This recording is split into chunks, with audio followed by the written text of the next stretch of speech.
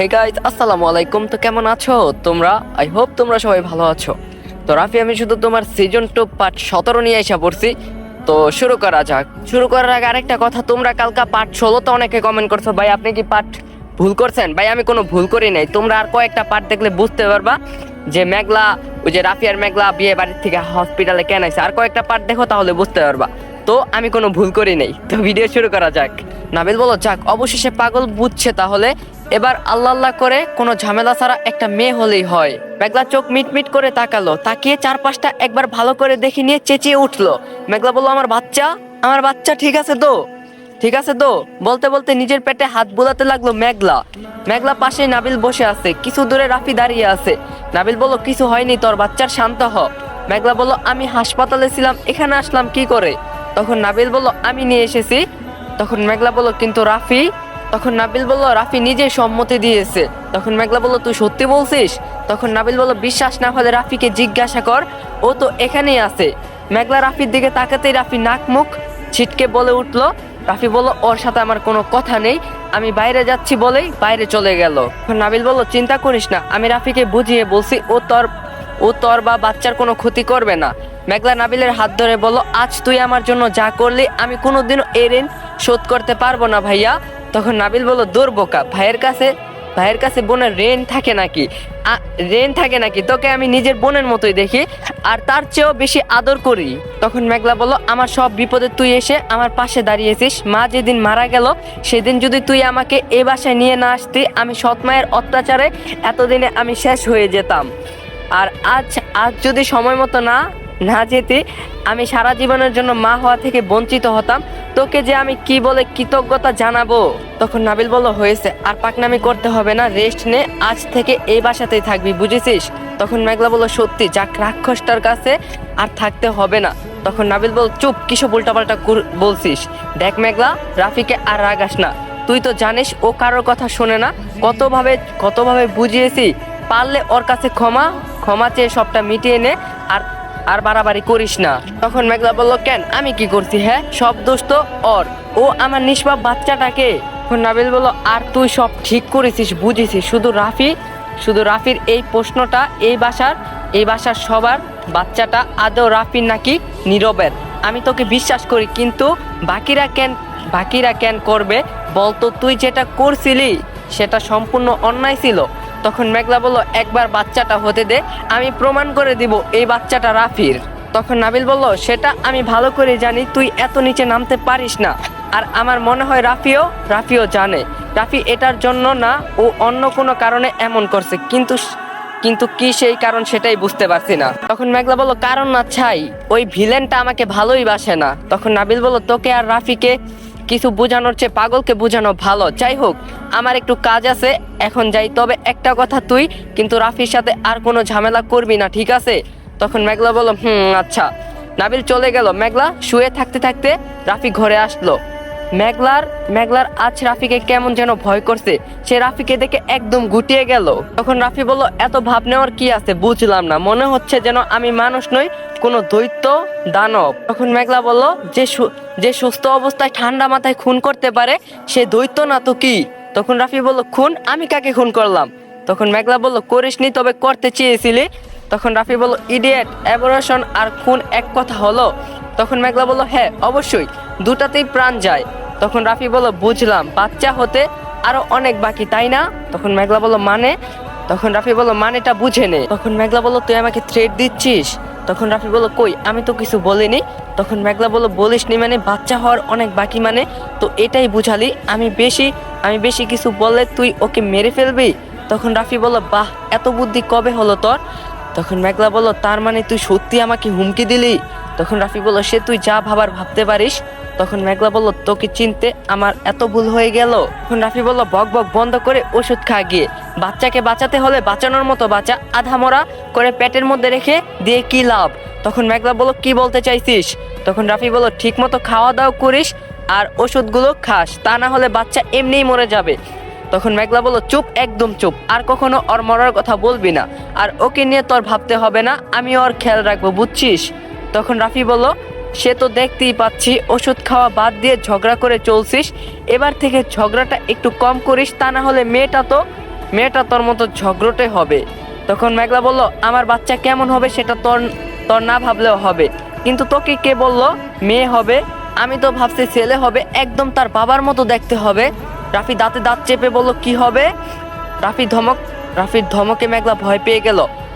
কি কি এমন বললাম? সবাই তো ছেলেই চায়। রাফি ধমক দিয়ে বলল, আমি চাই না, আমার মেয়ে চাই, তোর মতোই হতে হবে। তখন মেঘলা বলল, এটা তো তোর বাচ্চা না, তাহলে ছেলে হোক বা মেয়ে তাতে তোর কি? রাফি কিছুক্ষণ চুপ থেকে জবাবে বলল, বাচ্চা যারই হোক আমার কাছে তো থাকবে, তাই আমার পছন্দ মতো হতে হবে। তখন মেঘলা বলল, এটা এমন হয়ে গেল না, বিচার মেনে নিলাম, তবে তাল গাছ আমার।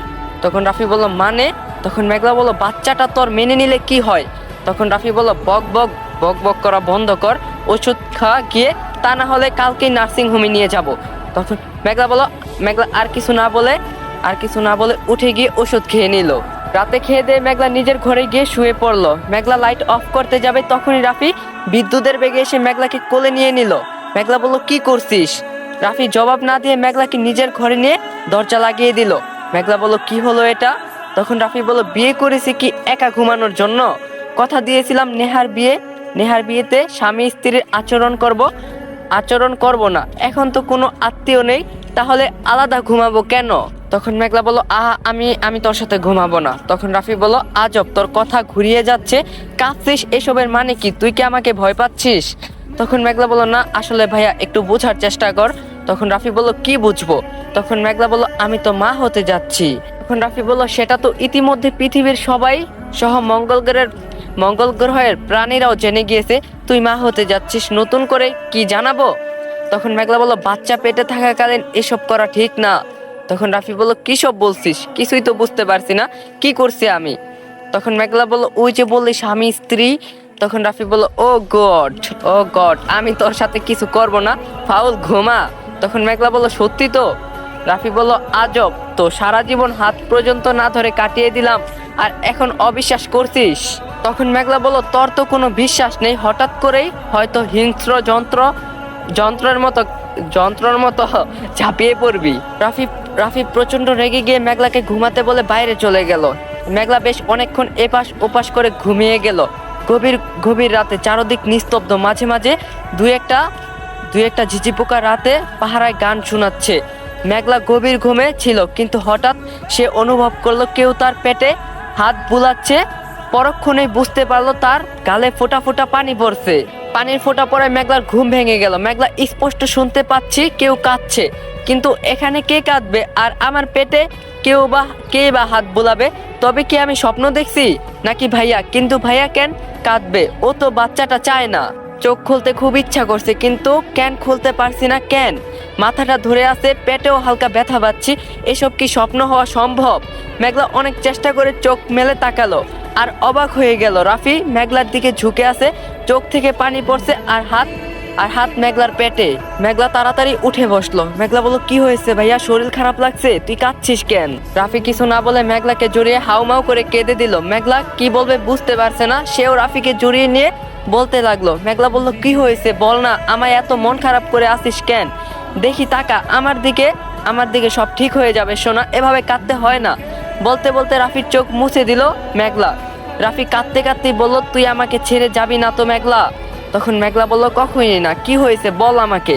রাফি এবার চোখ মুছে শান্ত গলায় বলতে লাগলো। রাফি বলল, জানিস মেঘলা, এই পৃথিবীতে যারাই দুজনকে অনেক বেশি করে কাছে পেতে চায়, যারা একে অপরকে সারা পৃথিবী সমান সমান সমান ভালোবাসিছে, তারা কেউই তাদের ভালোবাসা পূর্ণতা পায়নি। এই দেখ না, লাইলি মজনু থেকে রোমিও জুলিয়েট, সবার প্রেমে অপূর্ণতা রয়ে গিয়েছে। ওরা একে অপরকে কতটা ভালোবাসতো জানিস না?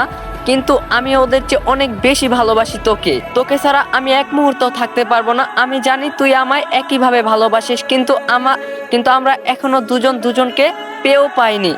আমি সম্রাট শাহজাহান হতে চাই না রে, যে তার ছাড়াই বাঁচবে। যদি তুই না থাকিস আমি তাজমহল বানিয়ে কি করব? আমার জীবনে তোর শূন্যতা যে কেউ পূর্ণতা করতে পারবে না, এমনকি তোর বাচ্চাও না। তখন মেঘলা বলল, ধুর বোকা, সবার ভাগ্য কি একরকম হয় নাকি? মেঘলা তার রাফিকে একা রেখে কোথাও যাবে না। আর একটা কথা, বাচ্চাটা তো আমার কাছে রাখা, তোর রাখা আমানত। আমি কি করে তোর আমানতের খেয়ানত করব বলতো? পারবো না, সারা জীবন তোকে অপূর্ণ রাখতে পারবো না। তুই এসব নিয়ে ভাবিস না, দেখবি আমার কিছুই হবে না। আমাদের ঘরে আলো করে একটা ফুটফুটে একটা বাচ্চা আসবে। তখন রাফি বলল, বাচ্চা আমিও চাই, তুই জানিস আমার একটা মেয়ের কত শখ।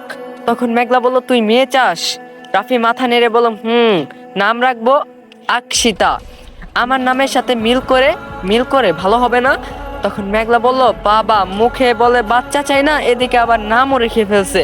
শোনেন, এসব হবে না, মেঘলার মেয়ের নাম মেঘা হবে, মেঘা। তখন রাফি বলল, তবে রে? মেঘলা হা হা করে হেসে দিল। রাফি বলল, তোকে হাসলে খুব মিষ্টি দেখায়। তখন মেঘলা বলল, তাই বুঝি? তখন রাফি বলল, এই মায়াবী চোখের মায়ায় অনেক আগেই খুন হয়েছি আমি। তোর এই টুল পরা গালের ভুবন মাতানো হাসি বড্ড বেশি জ্বালায়। তুই এত সুন্দরী কেন রে? তখন মেঘলা বলল, আজ সূর্য কোন দিক দিয়ে উঠেছে, তুই এত ভালো কথা বলছিস? তখন রাফি বলল, সূর্য তো নেই, অনেক আগেই ডুবে গিয়েছে। মেঘলা হেসে রাফির চোখ মুছে দিয়ে বলল, আয় আজ তোকে ঘুম পাড়িয়ে দেই, সারা রাত কেঁদেই কাটিয়ে দিয়েছিস। তখন রাফি বলল, না তুই ঘুমা, আজকে রাতটা আমি তোকে দেখেই কাটাতেই চাই। তখন মেঘলা বলল, পাগল, ঘুমা তো, আমি পালিয়ে যাচ্ছি না, সকালে আবার কথা বলবো, আয় ঘুমা। তখন রাফি বলল, ঠিক আছে, দুজনেই ঘুমাই। গাইস, আপনারা সবাইও ঘুমায় যান, দেখা হইব কালকে। ভিডিও লাইক টার্গেট 3 কে, চ্যানেলে নতুন না থাকলে অবশ্যই চ্যানেলটা সাবস্ক্রাইব করে দিবেন। তো দেখা হইব কালকে, সবাই ভালো থাকেন, সুস্থ থাকেন, আল্লাহ হাফেজ।